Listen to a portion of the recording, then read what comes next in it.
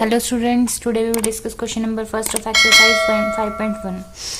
देखो क्या कह रहा है. In which of the following situation does the list of numbers involve make an arithmetic progression and why. इसमें से हमने बताना है कि कौन सा सिचुएशन, ये सिचुएशन दे रखी है आपके पास, हमने इनको कैसे बनाना है, अरिथमेटिक प्रोग्रेशन यानी कि एपी में बनाना है और बताना है कि वो एपी में क्यों है. ठीक है. अब देखो फर्स्ट सिचुएशन देखो. The taxi fare after each kilometre when the fair is ₹15 and for the first kilometre and ₹8 for each additional kilometre. यानी कि एक टैक्सी का किराया है हर एक किलोमीटर के बाद वो कितना होगा. When the fair is ₹15 for the first kilometre, यानी कि अगर वो 1 किलोमीटर चलता है, मान लो अगर वो यहाँ से देखो, अगर वो यहाँ से यहाँ तक 1 किलोमीटर है, ठीक है, 1 किलोमीटर है तो इसका किराया तो ₹15 है. ठीक है.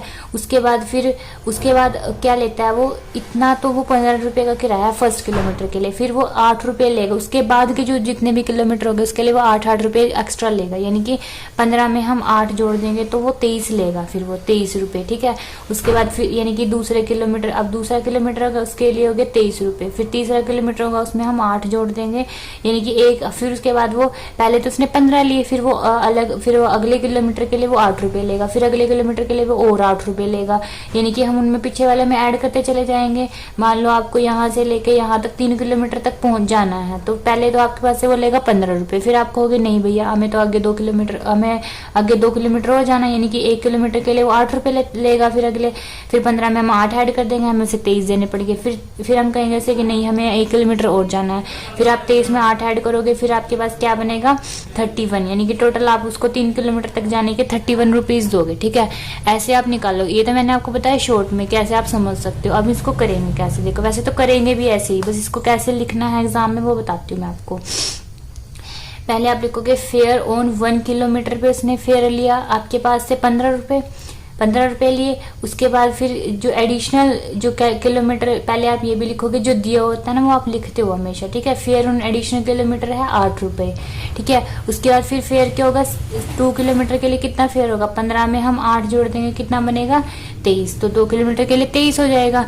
उसके बाद फेयर ऑन 3 किलोमीटर पे कितना होगा, 15 8 पहले ये अब 23 में ऐड कर देंगे. बस हम डायरेक्ट ही 23 में ऐड कर देंगे. 23 में 8 ऐड कर देंगे कितना बनेगा 31.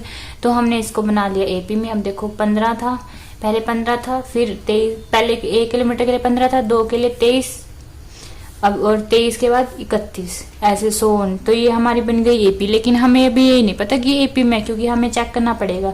23 में से 15 माइनस कर दो, 31 में से 23 माइनस करोगे तो 8 और 8 आएगा. यानी कि डिफरेंस सेम है. मैंने बताया था आपको कि अगर डिफरेंस सेम होता है तो क्या होता है, इसका मतलब वो आपकी एपी होती है. ठीक है. तो इसका मतलब ये एक एपी है. ठीक है. डिफरेंस इसका सेम है इसलिए, क्योंकि D1 निकालते हैं ना, A2 माइनस A1, तो ये A2 है, ये A1 है, ये A1 है, ये A2 है, ये A3 है. तो A2 में से A1 माइनस किया तो कितना आया, सेम आया, 8 आया. फिर D2 निकाला, उसमें क्या किया, A3 में से A2 माइनस किया, A3 में से A2 माइनस करेंगे, 31 में से 23 माइनस करेंगे क्या आएगा 8.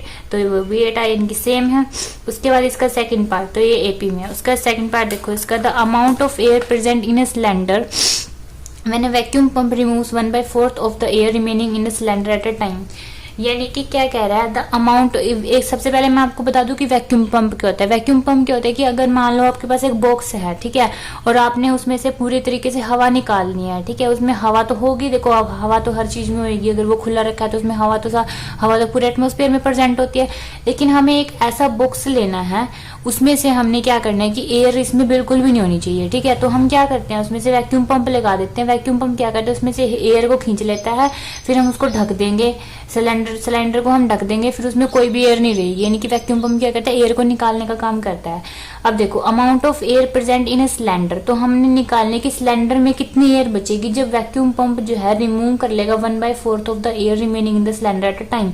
यानी कि अगर आपके पास एक एयर है इसमें सिलेंडर में, तो अगर आपने वैक्यूम पंप की हेल्प से सिर्फ 1/4 इसमें जितनी एयर है उस एयर का 1/4 हिस्सा अगर हमने इसमें से निकाल लिया तो हमने बताना है कि उसमें कितनी एयर बचेगी. और ये जो स्टेप है हमने बार बार करना है, तभी तो एपी बनेगी ना. एक बार करने से तो नहीं बनेगी ना. एक बार करेंगे फिर दूसरी बार करेंगे, यानी कि 1/4 निकाल लेंगे, फिर निकाल लेंगे, जितना बचता रहेगा उसमें से निकालते रहेंगे. अब देखो कैसे करना है.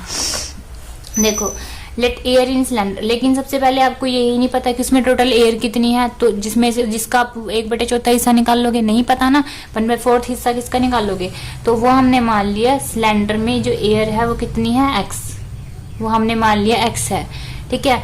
उसके बाद क्या करोगे, एयर वैक्यूम जो एयर निकालता है, यानी कि आप लिखोगे air removed by vacuum pump, air removed by vacuum pump, जो वैक्यूम पंप एयर निकालेगा वो कितनी निकालेगा 1/4 हिस्सा, 1/4 पार्ट किसका, x का, तो ये हमने ऐसे लिख दिया, तो इसको कैसे लिख दें, x/4, 1/4 पार्ट किसका, x का, तो हमने लिख दिया x/4। उसके बाद ये हुआ यहाँ तक, एयर रिमूव हो गई, इतनी एयर रिमूव हो गई। अब टोटल एयर इतनी थी, ठीक है, टोटल एयर इतनी थी, उसमें से हमने निकाल ली इतनी, तो बची कितनी, तो लिखेंगे ना हम एयर रिमेन, कितनी बची, x में से x/4 माइनस कर देंगे तो कितना आएगा, अब इसका एलसीएम लेके करो, बनेगा यहाँ पे 4 नीचे आएगा, 4x में से x माइनस कर दोगे 3x/4, ठीक है।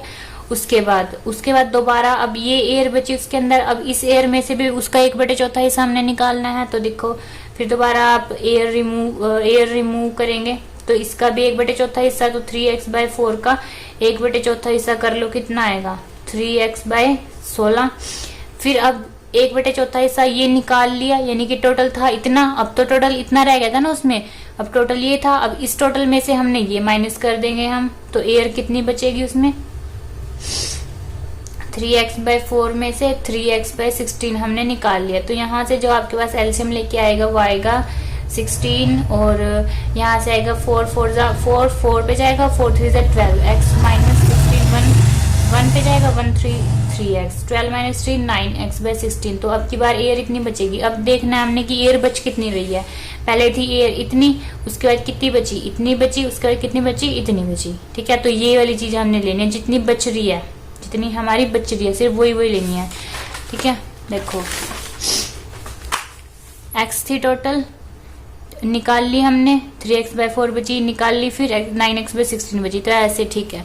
अब देखो, अब ये तो हमने बना ली एपी, लेकिन हमें ये भी तो पता करना है कि ये आपकी एपी में है ये नहीं है, ठीक है। तो आप यहाँ से ऐसे करोगे, फिर इसको माइनस करोगे ऐसे, तो 3x/4 में से जब x को माइनस करोगे तो कितना बचेगा, नीचे 4 आ जाएगा, 4 1 जा 1, 3x माइनस यहाँ बचेगा 4, ठीक है,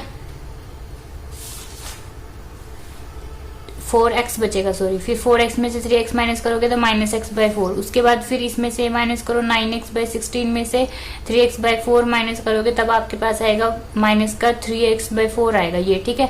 अब देखो डिफरेंस तो सेम नहीं है, इसमें -x/4 है, इसमें -3x/4 है, तो डिफरेंस सेम नहीं है, तो D1 तो इक्वल है ही नहीं D2 के, तो ये AP नहीं है, नॉट एन AP, तो ये AP नहीं है, ठीक है।